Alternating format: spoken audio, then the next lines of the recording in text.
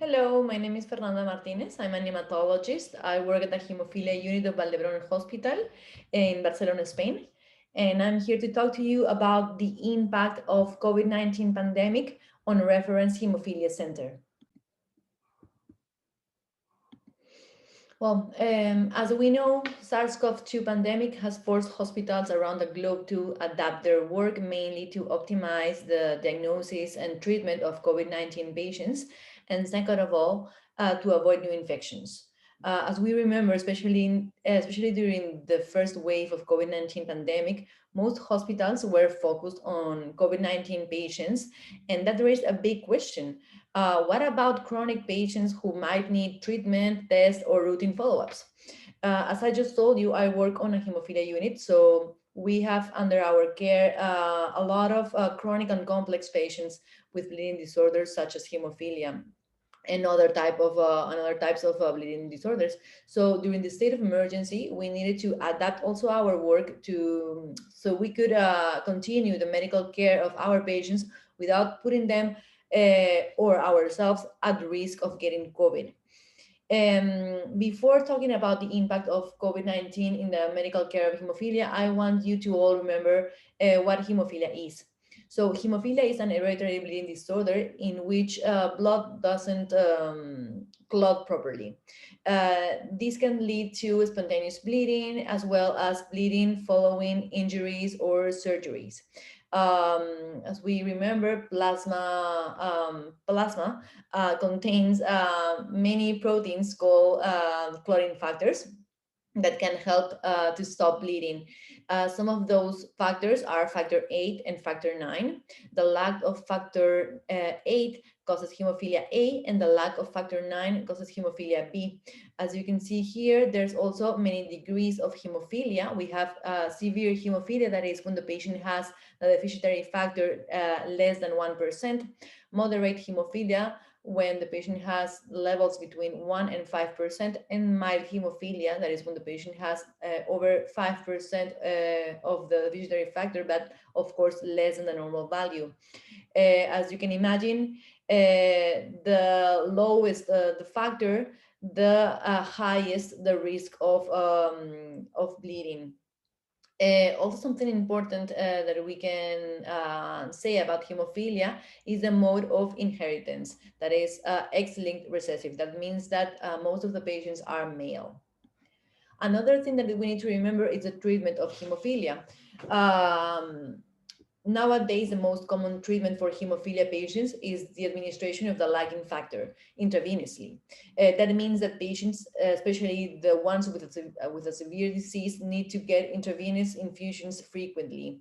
There are two types of treatment regimes. The prophylactic treatment, which is the standard of care for severe hemophilia patients and consists on administering regularly the deficitary factor, aiming to avoid spontaneous bleedings. And on the other hand, we have the on-demand regime, which consists on administering the factor only during an hemorrhagic episode to control the bleed and prior to any invasive procedure to avoid secondary bleedings. As you can see in these pictures, the treatment can be administered by a nurse at the hospital or at home by a family member or the patient himself. Of course, this needs training that in every hemophilia comprehensive care center we are willing to provide. So to start talking about our subject, I wanted to discuss the relationship between hemophilia and COVID-19. Because of course, during the first wave, a lot of questions were raised. We didn't know that, we didn't know if the patient had more risk of infection with COVID or to developing severe COVID. We also didn't know if they needed to get any special precaution or if we needed to give them some special recommendations. So yeah, we didn't know what to do.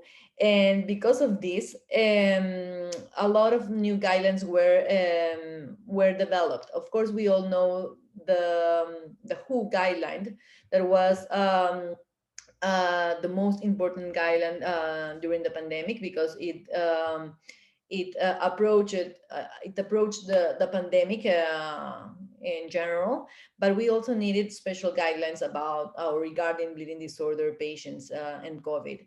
So for that, the World Federation of Hemophilia developed a guideline, and also the International Society on Thrombosis and Hemostasis.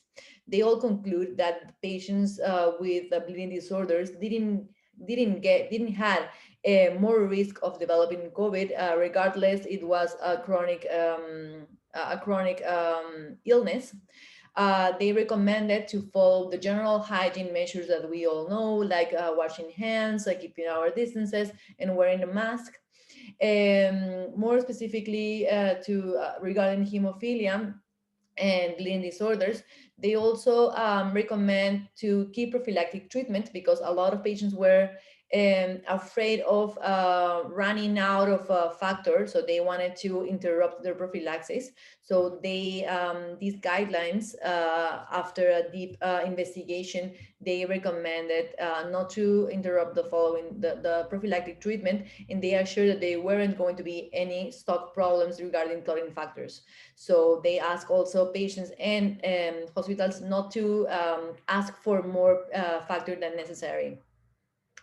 They also recommend start doing televisits better than in-person visits, if those were possible, in order to avoid unnecessary contacts between healthcare providers and patients, to avoid infections at the hospital among patients in the waiting rooms, healthcare providers, and everybody. They also recommended not to switch treatments during the state of emergency. I don't know if you know, but right before the state of emergency because of COVID-19 pandemic, a lot of new treatments, well, still now, there's a lot of new treatments available for hemophilia. So before the pandemic, there were plans to change a lot of patients to maybe a better treatment. So these guidelines recommended not to do it right away, at least until the first wave ends, in order also to avoid trips to the hospital. Regarding the clinical trials, they recommended to delay the inclusion of clinical trials for the same reason. And for the patients that were already recruited in a clinical trial, they recommended to do the clinical trial visits remotely, if those were possible too. For the patients, they also recommend, if they get a COVID-19 diagnosis, to contact their hemophilia comprehensive care centers or their hemophilia unit to inform their physicians and ask for medical advice. And to the healthcare providers, they told us that if that was possible, that we needed to telework, and that was for two reasons: to avoid also contact between us, so we could avoid an outbreak in our unit, and for safety for everybody. So if you weren't an essential worker, you needed to also go home and try to work from there.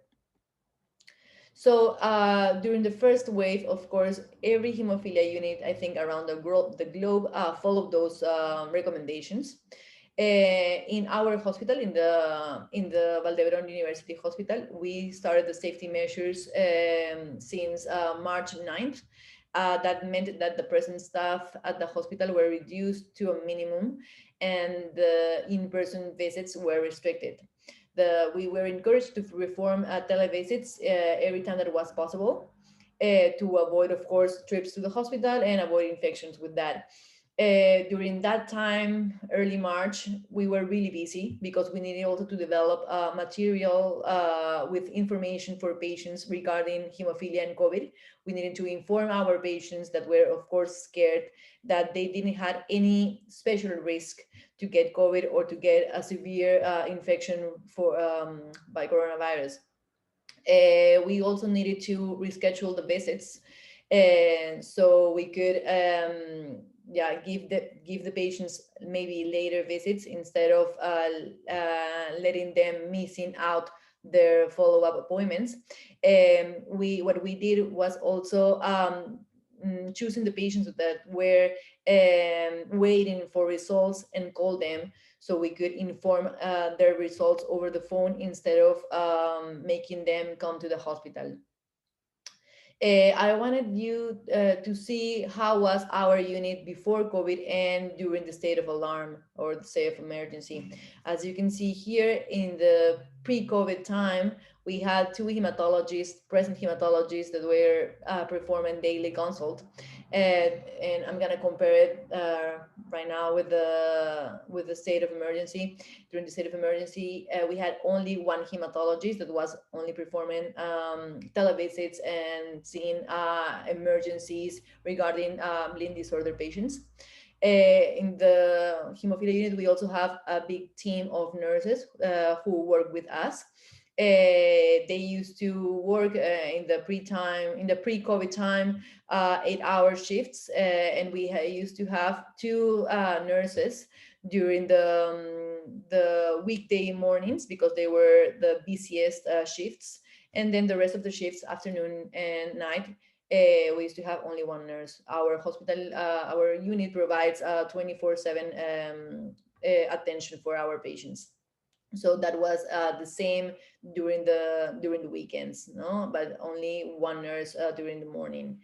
During the state of emergency, they rearranged their shifts and they start having 12-hour shifts, only one nurse the day and one nurse during the night. Then we also have in our unit, because if it's an comprehensive unit, we have also an orthopedic trauma surgeon and a physical rehabilitator.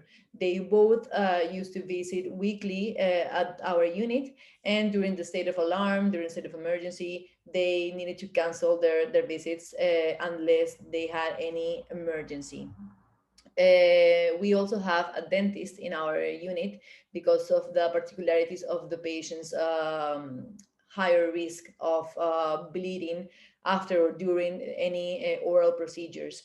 So our dentist used to visit twice a week, and during the state of emergency, it was restricted only, and every patient needed to get also SARS-CoV-2 PCR before going to the dentist.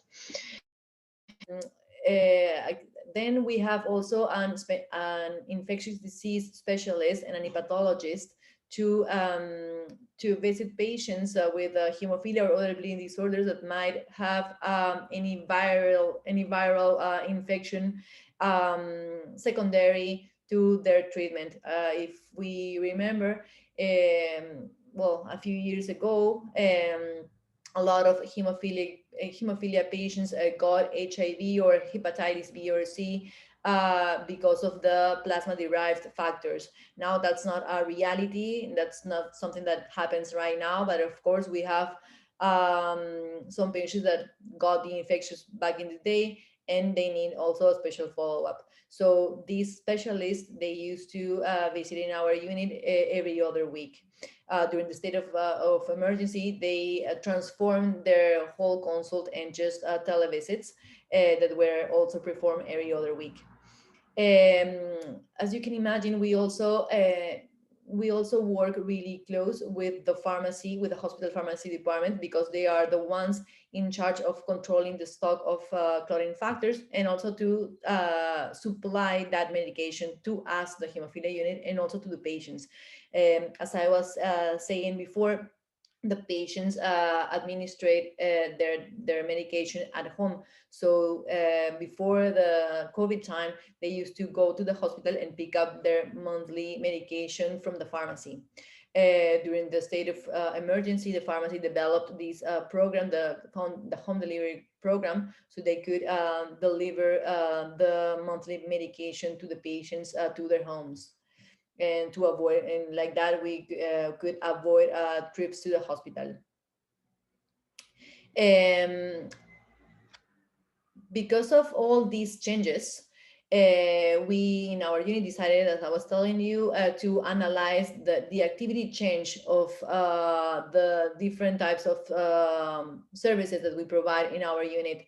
So hereby you can see the comparison of the hematology activity at our hemophilia unit between March 9th, when the state of emergency started for us, at least in our hospital, until May 20th, when we were allowed to start normalizing our activity.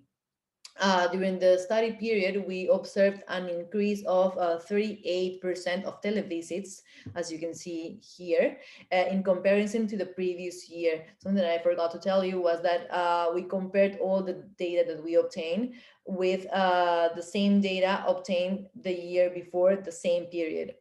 So yeah, you can see here that the televisits, of course, were more than the year before, as a consequence, of the establishment of the COVID-19 contingency plan. And the televisits were performed by the hematology team, and in some cases were the patients who called the hemophilia unit to ask for information regarding safety measures to take against the pandemic. On the other hand, the analysis shows a reduction of 73% of scheduled in-person visits concerning follow-ups and first visits. And then we also saw a decrease of the number of emergencies attended on the hemophilia unit. It was 55% less than the year before, and that was that we can explain that because of the confinement, because of the patients were not allowed to go outside and perform outdoor activities. They were all locked in our houses, so there were less accidents too. So we think that that was the reason why we also had less emergencies than the previous year, the same period. You can see here a more specific analysis where we also compared the changes between follow-up visits and first visits. You can see that the follow-up visits this year during the state of emergency were 74% less than the period before, and the first visits really similarly 72% less than the period before. We could visit patients for the first time, but the patients also didn't want to go to the hospital if they didn't think that was necessary. So that's why also we had a really just a few first visits during the state of emergency. There were mostly patients who needed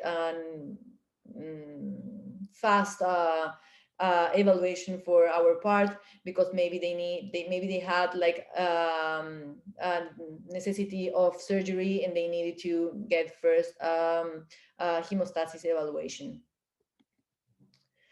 You can see here the hematology weekly activity in 2020 during the state of emergency in comparison with the same period in 2019.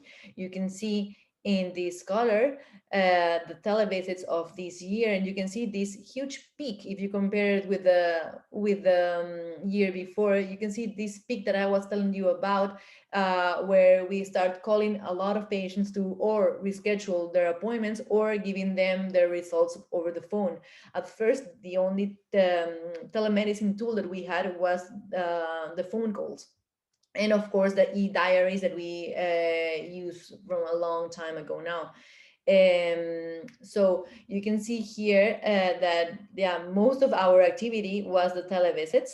Then that was mostly in March, the first maybe 2 weeks, and then you can see a decrease that at the end, after the 8th week, starts raising again, and that's also when the confinement was ended. So patients also start going out again, and they had questions, they had also accidents, so they called us, or we needed to call them to provide a follow-up or any assessment regarding their bleeding problems.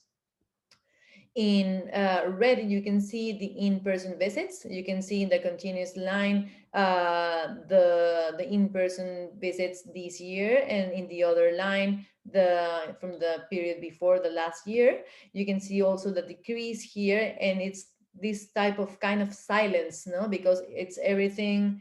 It was really low until again after the 8th week, when it starts, let's say, getting a little bit normal, because they also start going out the house, and they maybe lose this feeling of fear that was during the first part of the state of emergency. In green, you can see the emergencies that were also really low until after the 8th week, where accidents start happening again because of exercises. Here you can see in percentages this change of hematology activity, no, regarding the in-person consult. You can see that at first you have like an increase of 38%, but then you have just negative numbers. You can see that a decrease of 95%. That's the maximum that we had during the second week, where nobody was going to come to the hospital for a routine follow-up. That was really, really significant.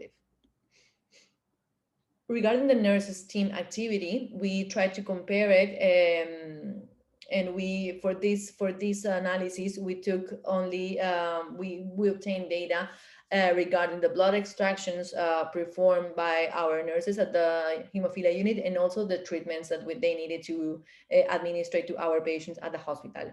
So you can see a decrease of 53% of blood extractions, comparing it to the previous year, and then a 25% decrease of treatments administered at the hospital.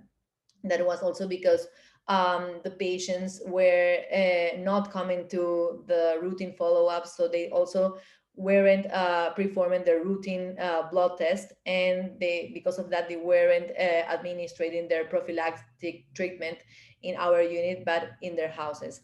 The only treatments that we provided at the hospital in that moment were because of emergencies, or the prophylaxis for patients who don't know how to administer the factor intravenously yet.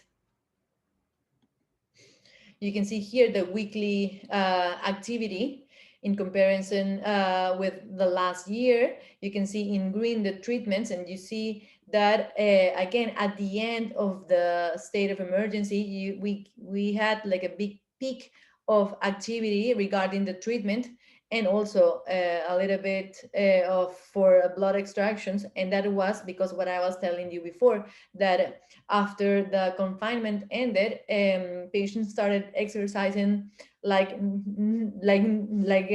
never before, because they wanted to do exercise. They were locked in their houses, so they wanted to go outside. And because of that, a lot of accidents happened. We had in this time, we had 3 patients with severe bleedings that needed hospitalization, and of course frequent factor. That's why we had this peak of treatment at the end of the state of emergency, and also the blood tests.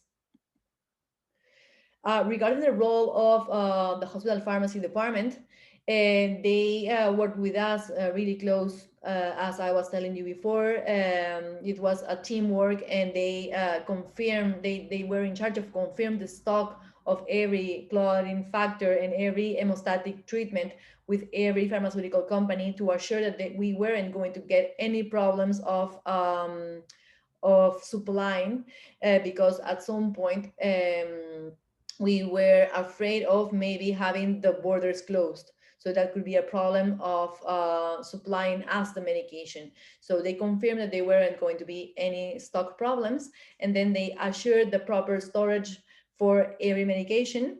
And then they needed to, of course, assure the supply into us and to the patients. So in order to do that, they developed the home delivery the home delivery program and the Tele-Pharmacy.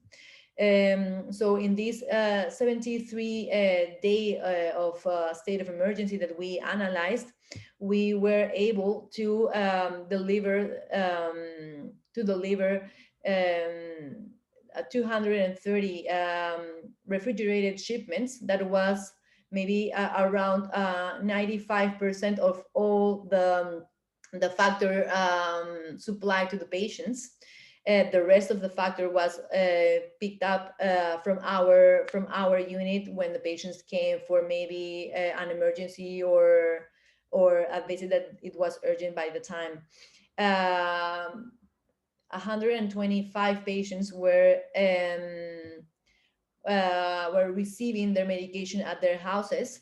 At first, we started with the patients who lived, outside Barcelona city, because they were the ones with more difficulties to get to the hospital to get their medications during the lockdown. But then it was extended to every patient from our unit, from the Hemophilia Unit, all over Catalonia. So we were able to deliver packages in Barcelona city and outside Barcelona city, all over the Catalonian soil. Of course, that meant also an increase of work burden for the pharmacy technicians and all the healthcare providers that work at the pharmacy. We measured that in over 30% more than work burden. That was also because they needed, besides preparing the packages to deliver, they also needed to coordinate the shipping and the delivery with the patients. So they needed to call the patients to first see what they needed to receive, and then to organize when were they going to get it. So that was represented over than 400% more phone calls than they used to do before. To finish the presentation, I would like to tell you how the hemophilia units are working today. Of course, now we have had already 2 waves of COVID-19. I think that nothing, at least in our country, in Spain, it hasn't been as hard as it was in the first wave, but there's a lot of changes. We are in continuous change. Every 2 weeks, we know that there's a new rule or a new recommendation to follow. Nowadays, in our unit, we have again 2 hematologists who perform daily consult. Sometimes there's one who teleworks and is in charge of the televisits, and the other one is in charge of seeing the in-person patients, meaning patients who come for routine follow-up, emergencies, or admitted patients. And the in-person consult is around 30 or 40% than it was before. Then the nurses are back into their 8-hour shifts, again, as it was before. The orthopedic surgeon, trauma surgeon, and the physical rehabilitator are back having weekly consults, mostly in person. Then the dentist is again having twice a week consult, but they need to wear a complete EPP for each patient, regardless if they have a negative PCR, which is also mandatory to get any not emergency procedures. Regarding the infectious disease specialist and the hepatologist, they both have a consult every other week, mostly televisits, but they also can visit patients face to face if needed. In the pharmacy department, they continue the home delivery program, but there's a small group of patients who rather come to the hospital and pick up their monthly medication. To conclude the presentation, I just wanted you to remember and to think about how COVID-19 pandemic has changed the way we live and work today. And I think that most of those changes are here to stay, you know. For example, like as you can see in the pictures with the Jetsons, like now everything is about virtual classes, about teleworking, about telemedicine. No, now we don't have a doctor who shakes hands. We have probably a doctor who sees you on a screen or doesn't touch you, at least not to shake your hand, not only do the physical examination. Now it's all about video conferences, and this one, as this one, for example. No, I think that because of COVID, telemedicine has allowed us to maintain a proper follow-up of chronic patients, such as the ones that we treat with bleeding disorders. And I think that telemedicine has come to stay. At first, it was only phone calls because that was the only thing available, but nowadays there's more e-diaries, there's more video consults. For example, I think that in our hospital and in many hospitals around the globe, um, hospitals have um, has developed a system so we could also do video consults for patients who need it and can't come to the hospital, for example.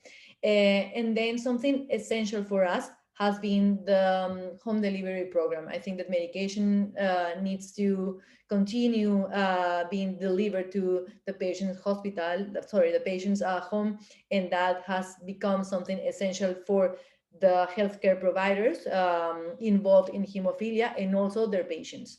And I hope that that doesn't change. I think that all of us hate this virus, but I think that if we see the positive side of COVID, is that it has forced us to evolve and start using more and more telemedicine. And also in this case, it has allowed us to start delivering medication that before it was only available to get in the hospital. So thank you very much for your attention, and good luck. And if you need anything, please contact me. Bye.